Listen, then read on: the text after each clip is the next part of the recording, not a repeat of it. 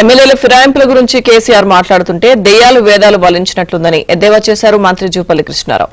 2018లో BRS అధికారంలో ఉన్నప్పుడు ఎమ్మెల్యేలను కొనుగోలు చేసింది కేసీఆర్ కాదా అని ప్రశ్నించారు. అక్రమ సొమ్ముతో కాంగ్రెస్ పార్టీకి చెందిన ఎమ్మెల్యేలను బీఆర్ఎస్ లో చేర్చుకుందని గుర్తు చేశారు. కాంగ్రెస్ ప్రభుత్వాన్ని కూలుస్తామని బీజేపీ బీఆర్ఎస్ కుట్రలు చేశాయని ఆరోపించారు. రాష్ట్రంలో కాంగ్రెస్ పాలన నచ్చే బీఆర్ఎస్ నుంచి ఎమ్మెల్యేలు కాంగ్రెస్ పార్టీలో చేరుతున్నారని జూపల్లి స్పష్టం చేశారు.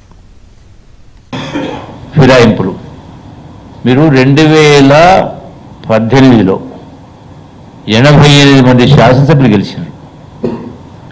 88 మంది శాసనసభ్యులు గెలిచి 18 మంది ఉన్నటువంటి కాంగ్రెస్ శాసనసభ్యుల్ని మీరు అందులో 12 మందిని చేసుకుని ప్రయత్నం చేశారు.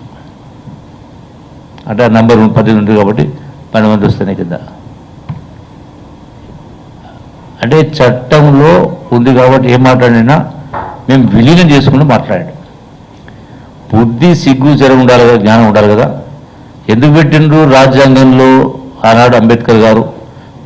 మీలాంటి సన్నాసులు లంగళ్ళు ఉంటారని తెలిసి ఉంటే ఈ 2/3 పెట్టకపో, 2/3 మెజార్టీ ఉండకపో.